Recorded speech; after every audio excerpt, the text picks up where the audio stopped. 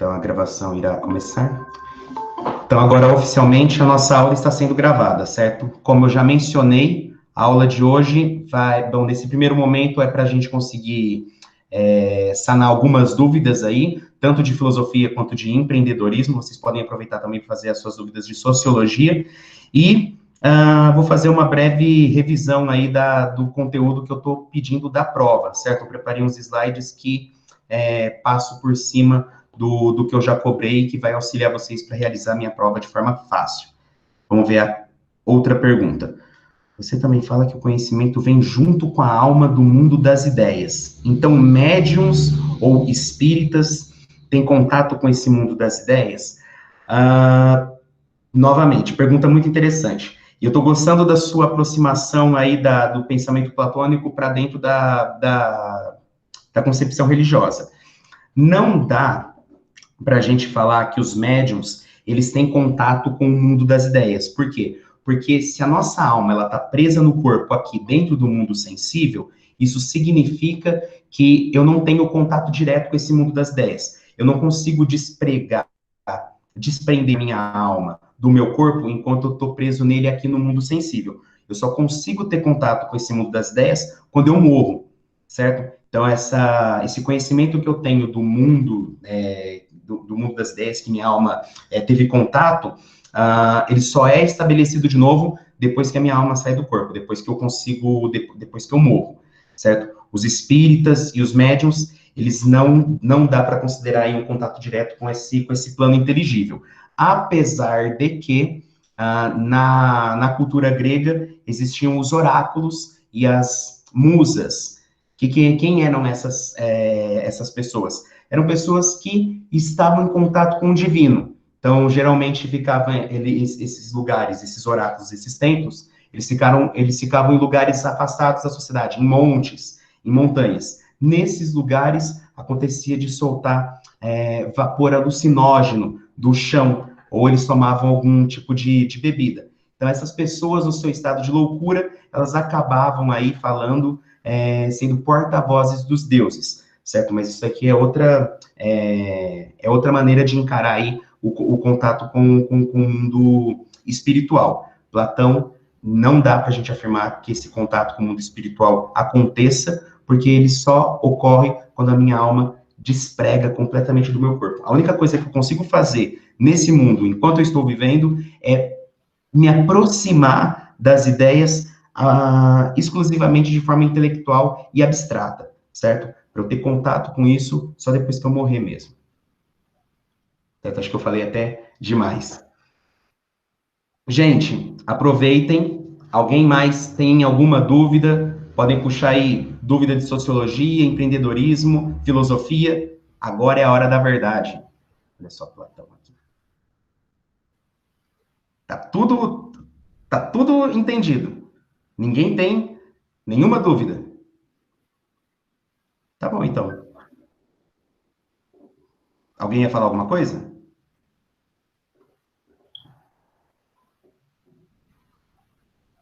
Acho que é a Jaque. Pois não, Jaque?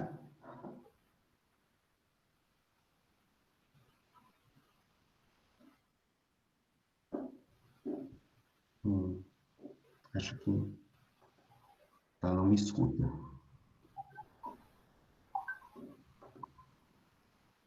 Bom dia, Lucas, Jaque, bom tudo dia. bom? Tudo bem Tudo bem, e também. você? Como que a meninada tá Olha, aí na Jaque, sua hoje eu aula? tô sinceramente orgulhoso. Tem uma participação massiva aí do pessoal. Inclusive, gente, eu vou pedir para vocês agora no chat mandar aquilo que a gente já tinha combinado, o nome de vocês, seguido da presença, certo? Para a gente conseguir gerar aquela planilha aí que o próprio sistema consegue produzir. Mas eu estou gostando já, que temos aí 21 pessoas, é um recorde. Que bom, que bom. Só que essa sala aí tem 30 alunos. Então, eu vou dar uma chamadinha naqueles que não estão presentes. Por Pode favor. deixar. Porque eu quero a sala inteira assistindo aula. Sim. Ô, Lucas, posso aproveitar um minutinho da sua aula aí? Pode sim, à vontade. para dar um recadinho. A semana que vem, eles têm aula, certo? Eles têm prova, certo? Cada professor vai postar 10 questões para que eles façam. O período que vai ser colocado da prova, gente, vai ser das 7 da manhã, vai ficar disponível das 7 da manhã às 2 horas da tarde, ok? As provas. Serão 10 questões por professor, serão testes, tá?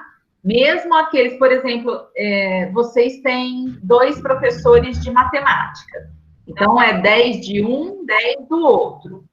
Do Lucas, 10 de filosofia, 10 de sociologia, 10 de empreendedorismo. De português, 10 do Walter. Cada professor vai postar 10 questões testes, tá? Então, se vocês têm das 7 da manhã às 2 da tarde para fazer, é um tempo relativamente bom para responder todas as questões, ok? Tá. Então, alguém tem alguma dúvida com relação a essa semana de prova? Ninguém? Tá. Hoje é o seguinte. Fala, pode falar. Sobre as aulas, vão ser postadas no dia das provas? As aulas dos professores? Henrique, não vai ser postado, tá? Não, ontem saiu uma discussão no grupo, eu até conversei com alguns alunos offline, né? Em off.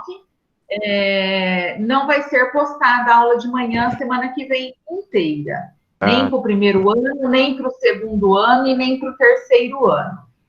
Só que eu queria também me manifestar aqui com relação a isso.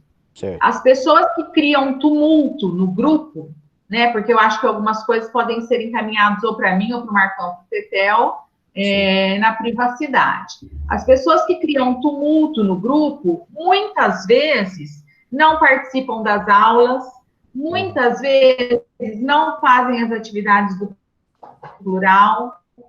Vocês esquecem que eu tenho aqui todos os relatórios, né, dos alunos ativos, aqueles que estão presentes em tudo, e daqueles que não fazem nada, ou que fazem muito pouco. E alunos que fazem polêmica, normalmente são aqueles que fazem muito pouco. Então, eu queria pedir para vocês que, quando surgir uma polêmica no grupo, não se manifestem sem saber realmente o que está acontecendo, né? Nós estamos aí numa situação de pandemia, a escola de vocês não parou desde o início, nós paramos com as aulas no dia 17 de março, no dia 23 de março vocês já estavam com aula online, né, gravadas, mas já estava com conteúdo postado, então a escola de vocês não parou, certo? Só que a gente teve que mudar o ritmo de aula. Então, em algumas situações, as aulas são mais lentas, né? A gente não pode colocar sempre o mesmo conteúdo como se tivesse dado em aula presencial. Então, a gente tem alguns professores que estão mais rápidos e outros professores que estão mais devagar. É complicado. Eu acho que não teria que não dar aula de manhã. Eu acho que as aulas teriam que ficar postadas e vocês fariam um momento que desse certo, um momento que desse para fazer, tá? Ou num sábado ou num domingo, ou tiraria aí um dia das férias para colocar isso em ordem, mas eu não acho que vocês tinham que perder essa aula. Só que já foi tirada. Então, não terá aula postada, os alunos vão ser prejudicados por isso. Só que vocês conseguiram, né? Não vai ter aula postada, pode ficar tranquilo. Os professores não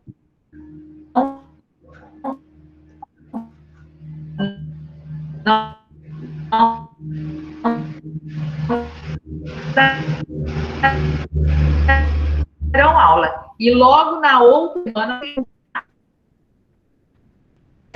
para você. Oi? Já que acho que o seu microfone cortou, pelo menos para mim, eu não consegui identificar o que você Eu falou agora no final. respondi para você a sua questão? Sim, sim, sim. Não, não, não era a minha.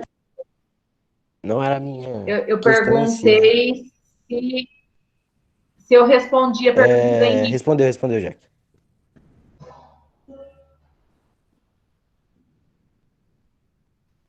Alguém mais tem alguma dúvida com relação à semana de prova? A gente vai colocar no grupo para vocês, tá? Os horários, tudo certinho. Tenham só um pouquinho de paciência, que eu acho que até amanhã a gente coloca. Pronto? Só isso, Jaque?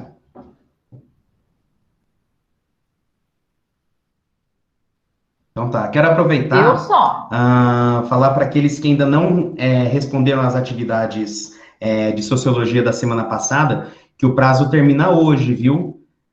Eu tenho o relatório daqueles que estão fazendo, aqueles que fazem em dia, eu tento, na medida do possível, corrigir isso mais rápido para vocês.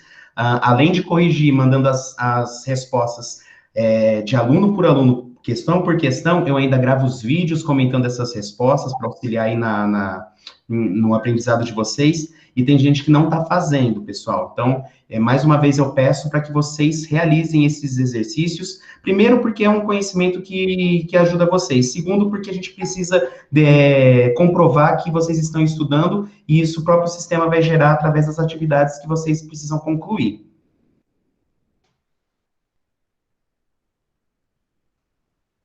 Certo, o pessoal que já respondeu, já tem salvo essas respostas, eu já mandei para vocês. Sempre quando alguém me manda que não entendeu ou que está precisando de alguma explicação, eu dou uma orientação para como responder, essa pergunta, e libero sempre uma nova tentativa, certo? Então, se você fez aí, respondeu, não conseguiu realizar, eu libero uma nova tentativa, só que você precisa responder, senão vai ficar como questão não concluída, gente, certo?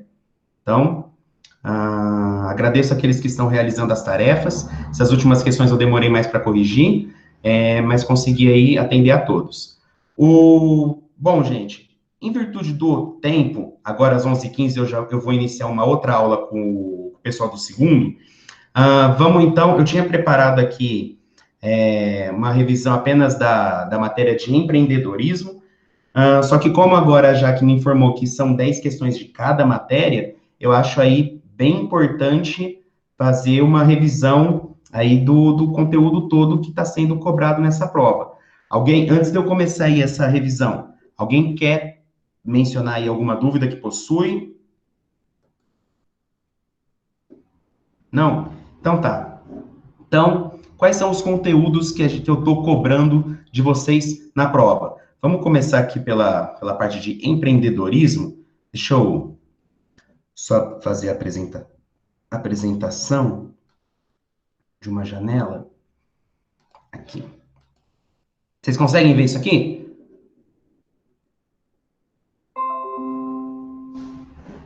Estão conseguindo ver? Estão? Sim, ótimo, legal.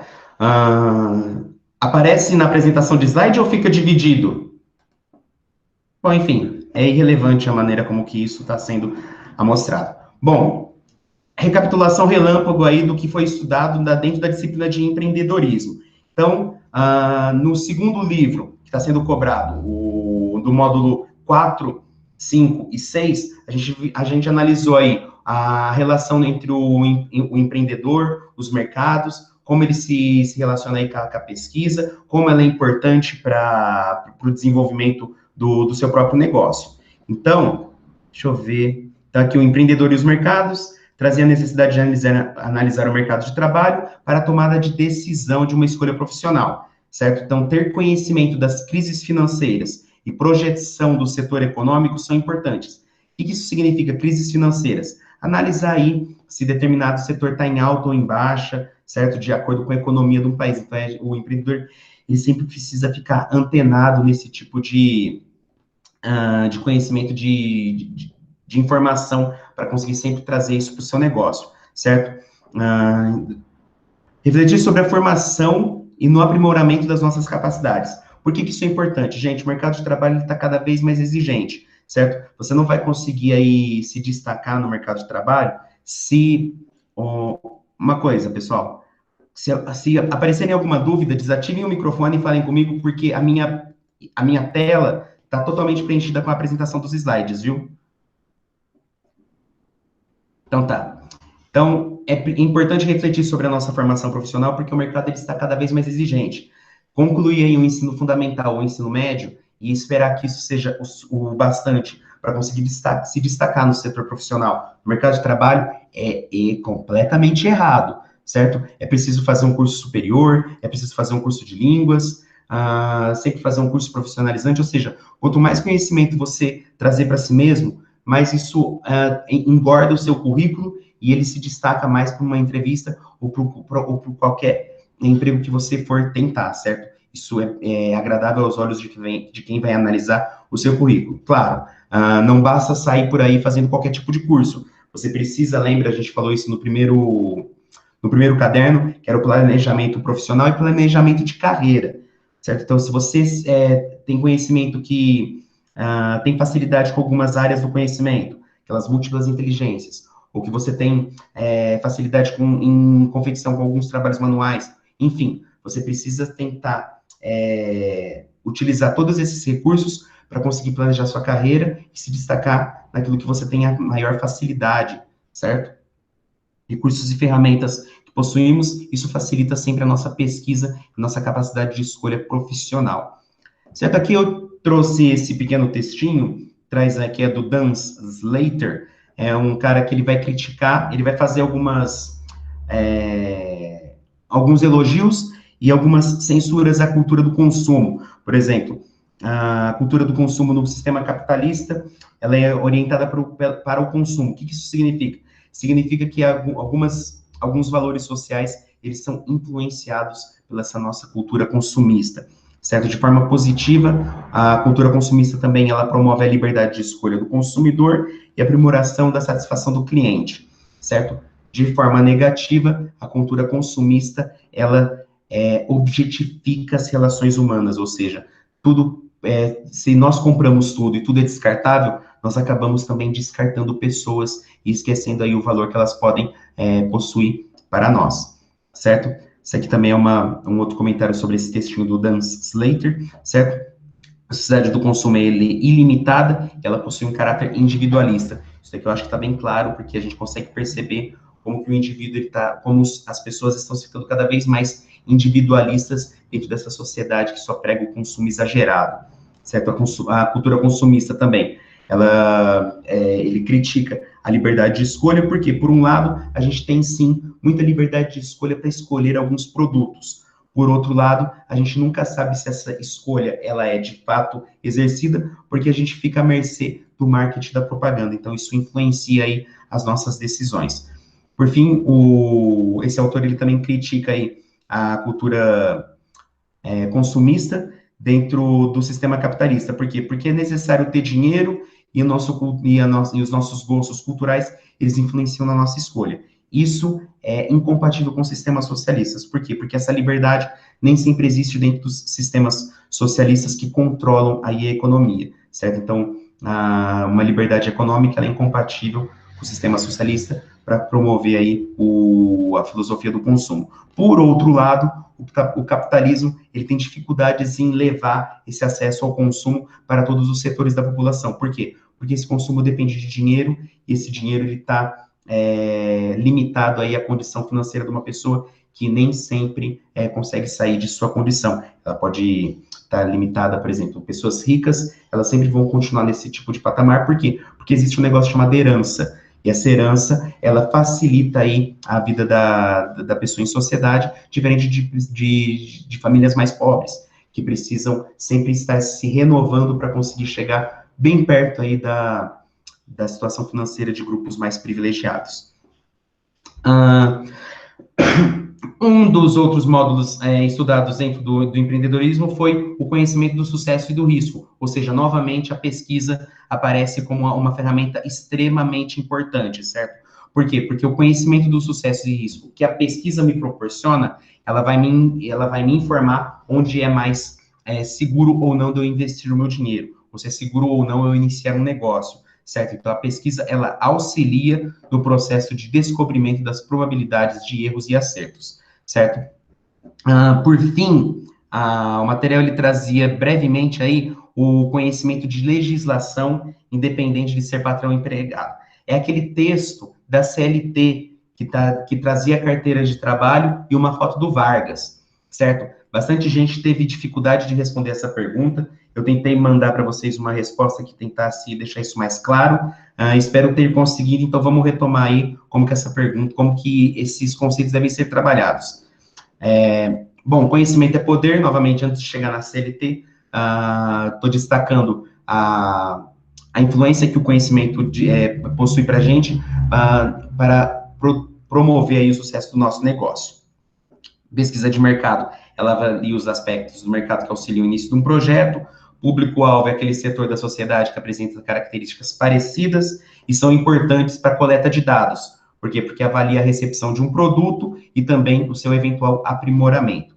Por fim, existe a diferença de população e amostragem. População é uma quantidade de pessoas maiores onde acontece uma entrevista. A amostragem é um número pequeno que é entrevistado para a gente conseguir fazer estatísticas para aprimorar ou avaliar o nosso produto. Por fim, a CLT, ou Consolidação das Leis de Trabalho, traz as regras para o funcionamento das atividades de trabalho. Nela estão definidos os direitos e deveres, tanto do empregador quanto do empregado. Qual que era o problema lá da atividade que trazia a CLT? Que existe um empenho grande do setor empresarial em promover a flexibilização dos direitos trabalhistas. O que são essas flexibilizações?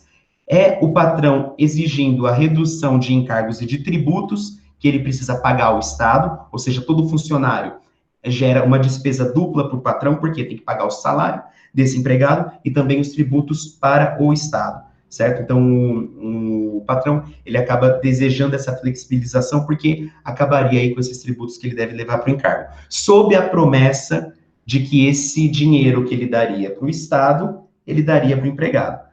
Pessoal, a gente sabe que na prática as coisas não funcionam assim. Se o patrão está interessado no lucro, então ele não vai pegar esse lucro que ele está dando para o Estado e vai dar de mão beijada para o funcionário. Ele pode dar um pequeno aumento na parcela salarial desse empregado, mas é muito arriscado afirmar com 100% de certeza que ele vai compartilhar esses lucros que ele daria para o Estado, para o funcionário ou para a equipe que ele possui, certo? Além disso, a eliminação, a flexibilização da CLT, ela acaba eliminando certas garantias do empregado, ou seja, 13º, férias, são artigos que aparecem na Constituição. Eles podem parecer como imutáveis e que nunca serão eliminados. Só que essas conquistas, esses direitos, eles foram conquistados através de lutas sociais. Nada impede que eles sejam eliminados da Constituição, certo? Aquela frase, ou trabalho ou direitos. Gente, isso está completamente errado, não está certo defender a eliminação de direitos para garantir o emprego, certo? Que a gente precisa sempre, essa discussão é sempre muito complexa, o que a gente precisa é sempre tentar equilibrar ou harmonizar esses dois setores. Patrões, empregados, eles possuem interesses diferentes. O patrão quer lucro, o empregado, ele quer dignidade, ele quer conforto. Então, a gente sempre precisa tentar harmonizar essas duas leituras para tentar amenizar aí o que uma pode influenciar na outra. Pessoal, isso era de empreendedorismo, certo? O material que eu estou cobrando, ficou alguma dúvida de empreendedorismo? Não? Então tá. Agora, uma revisão relâmpago, mais rápido ainda, de flash, do conteúdo de filosofia e sociologia. Se eu me lembro bem, os conteúdos que eu estou pedindo para vocês de filosofia são pré-socráticos e Sócrates, correto? Correto, né? Bom, os pré-socráticos, o que acontece com os pré-socráticos? Os pré-socráticos, eles são aqueles grupos de filósofos que vieram antes dos Sócrates, certo? Tales, Heráclito, Parmênides, são exemplos de pré-socráticos e o pensamento deles estava dirigido ao funcionamento da natureza, certo? A origem do universo, a origem das coisas, certo? Esses princípios, eles deram o nome de arqué, e esse arqué, ele tentava explicar aí a origem de todas as coisas no sentido forte do termo. Um exemplo disso é o arqué pro Tales, que era a água, certo? Por que a água? Porque ele percebeu que todos os seres dependem da água para sobreviver, e percebeu também que essa água, que quando as coisas morriam, elas ressecavam. Então, para ele, era a água saindo desse corpo, era a água saindo desse objeto, era a vida saindo, se esvaindo desse objeto. O outro grupo, que também antecedeu Sócrates, e também foi contemporâneo a ele, é o grupo dos sofistas. Muita gente, aliás, pessoal, vocês têm que melhorar aí a cópia das questões que vocês fazem da internet, viu? Ainda mais que todas as respostas, elas ficam numa mesma janela, o professor, ele percebe aí a semelhança entre as respostas, e basta um Ctrl+C, Ctrl+V que a gente consegue encontrar aí no Brainly ou em qualquer outro site as respostas que são retiradas na íntegra da internet. Tudo bem pesquisar na internet, só que tentem escrever com as palavras de vocês. Certo? A pesquisa, ela é importante, vocês podem pesquisar, às vezes a minha aula não fica muito clara, vocês pesquisem na internet, isso facilita, vocês conseguem entender melhor, só que tentem transformar isso nas palavras de vocês. Garanto que vocês vão aprender bem mais se fazerem desse jeito. Então, os sofistas, eles eram professores de retórica e ensinavam técnicas de debate, retórica e oratória. O que significa isso? Significa que para os sofistas, eles ensinavam os filhos da alta sociedade, da elite, a como debater e como ganhar determinadas discussões. Para o sofista não existe compromisso com o conhecimento. Para o sofista só existem opiniões, melhores ou piores. Elas são definidas assim, através da capacidade de convencer o outro, certo? Sócrates, ele rejeitava, ele detestava os sofistas, porque para ele existe sim um compromisso ético com o conhecimento, ok? Bom, a filosofia do Sócrates, utilizando aí o ponto de partida dos sofistas, ela sempre mirou aí o conhecimento de uma verdade muitas vezes transcendente ao indivíduo. Sócrates nunca defendeu uma filosofia própria, ele apenas defendia que a pessoa precisa se desapegar de alguns conhecimentos para sair em busca da verdade. Essa busca da verdade, ela é direcionada através do diálogo e do debate, certo? Então, Sócrates, ele desenvolveu o método da maiêutica, lembra? Parto de ideias. Então, esse parto de ideias era como o filósofo ajudava os outros a darem à luz as suas próprias ideias. Então, por meio de perguntas e respostas, Sócrates conversava aí com seus interlocutores, ele mostrava a contradição presente em alguns pensamentos, e eles terminavam em aporia. Essa aporia, esse beco sem saída na argumentação, era necessário para a gente conseguir retomar a pesquisa e, novamente, estudar aí o que a gente pretendia para alcançar aí as verdades, certo? O método socrático, então, ele é definido pela maiêutica e pela ironia. E a frase maior que define o pensamento socrático é: conhece-te a ti mesmo e só sei que nada sei. Só sei que nada sei é o conhecimento negativo que faz do indivíduo aceitar que não conhece as coisas para poder partir ao conhecimento delas.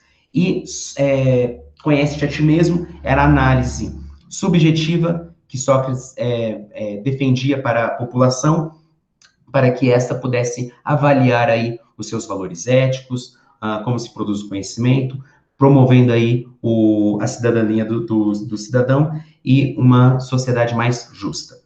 Isso é de filosofia. Sociologia.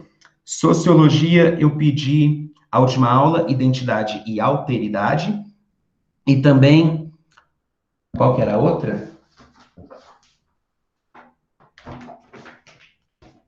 Essa aqui, né? Identidade e alteridade. E instituições sociais.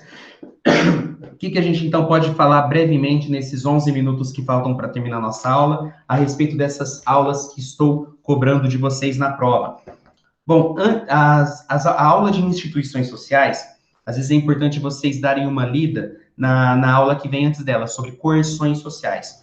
Porque as coerções sociais era a capacidade de influenciar o indivíduo, ou o grupo, ou uma sociedade, a agir e pensar de determinada forma, certo? Na aula 5 e 6, instituições sociais, a gente descobre que essa coerção, ela existe, ela é institucionalizada. O que isso significa? Significa que existem instituições responsáveis por reproduzir determinados padrões de comportamento. São eles: a família, a igreja, a escola, os veículos de comunicação, a mídia, certo? Eles reproduzem, eles transmitem determinadas formas de comportamento. Isso foi visto na aula de coerções sociais. Na aula de instituições sociais, acaba incluindo dois outros grupos, dois outros setores de instituição social, que são a propriedade privada e a linguagem.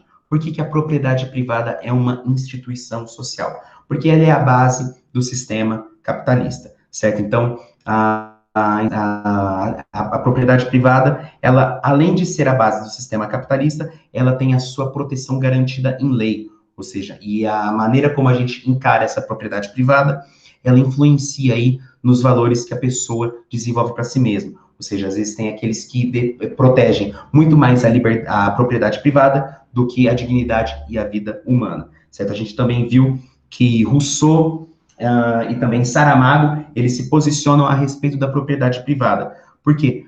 Se posicionam criticamente, porque para esses autores a propriedade, o território, o mundo, ele não teria um dono, certo? Os frutos que a terra dá, ou as coisas que a terra produz, elas seriam de todos. Então, aquele que cercou um pedaço de terra e falou que isso é meu, ele deu início aí à propriedade privada. E essa propriedade privada, a proteção à propriedade privada, gerou aí as guerras e as mortes ao longo da história humana, certo? A linguagem é considerada uma instituição social porque ela é o primeiro contato socializador do indivíduo, certo? Então, o indivíduo, ele se adestra, ele começa a aprender a como agir e como pensar na sociedade através da linguagem. A linguagem, ela é o primeiro contato que a gente tem com os valores que nós vamos assumir dentro da sociedade em que nós vivemos, certo? Então, a linguagem, ela apresenta bastante, ela influencia fortemente os valores que o indivíduo vai tomar para si, certo?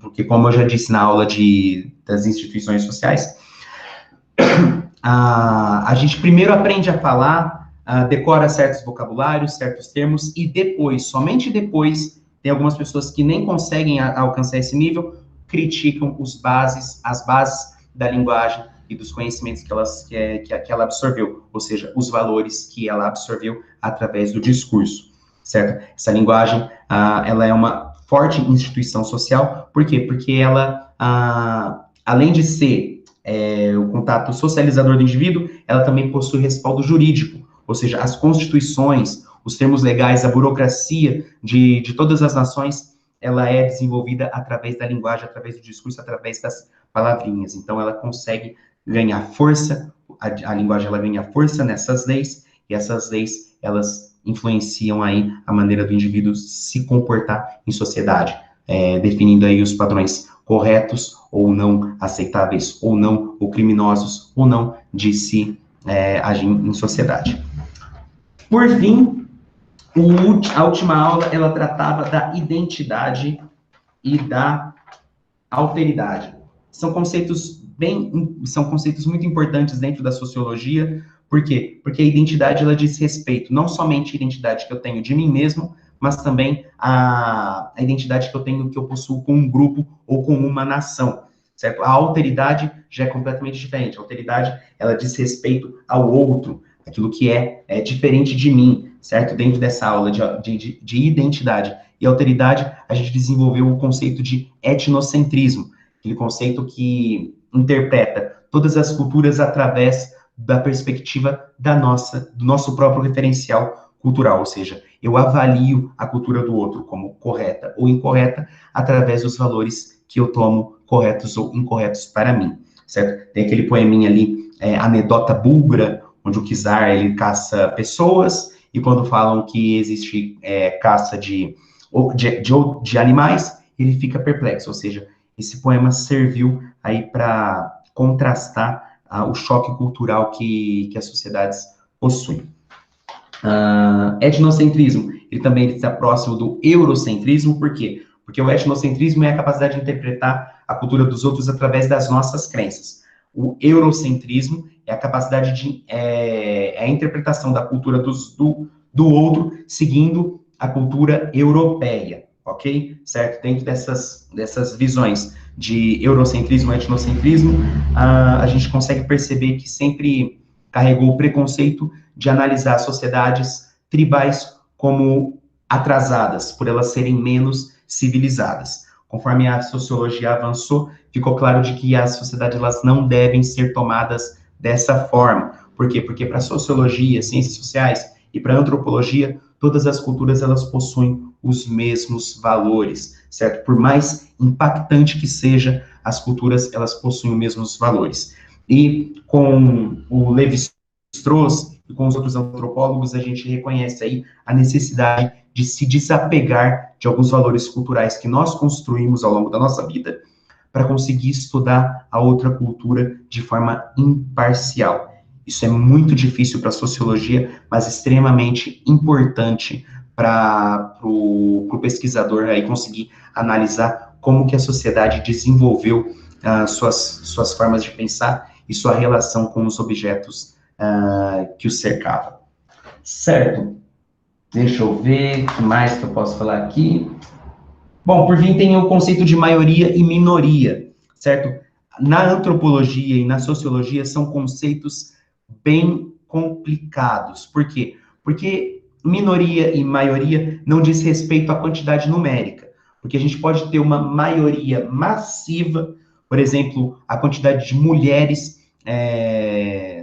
da nação brasileira, e a sua representatividade, ou seja, a representatividade das mulheres dentro da política, ou seja, apesar de elas serem maiores, elas têm pouca representatividade, por isso que elas acabam sendo taxadas de minoria, da mesma forma como os negros. A população negra no Brasil, ela é extremamente maior do que a população branca, só que pela sua representatividade, ela acaba sendo taxada de minoria, certo? Então, a maioria e minoria, eles podem dizer respeito tanto ao quesito numérico, quanto à influência e poder que determinado grupo possui, beleza? Nesse sentido, os brancos, que são uma minoria numérica, eles possuem uma representação mais massiva no que diz respeito à defesa dos seus direitos, à representatividade, ou até mesmo influenciar os rumos da sociedade,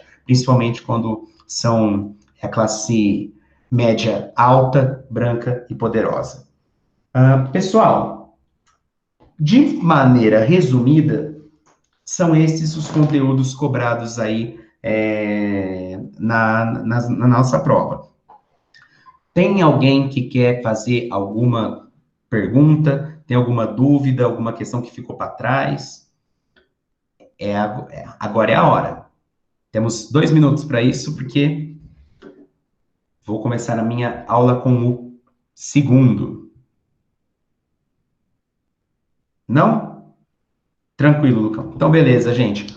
Pessoal, eu agradeço de verdade a participação de vocês na aula de hoje, certo? Lembrem aí dos conselhos que eu dei a respeito das atividades e dos métodos de estudo, certo? Bom, obrigado aí pela participação na aula de hoje. Espero que tenha ficado claro, viu, gente? Tá certo? Até mais, pessoal. Boa prova para vocês e até semana que vem. Certo? Vou interromper a gravação, tá certo? Tchau, tchau.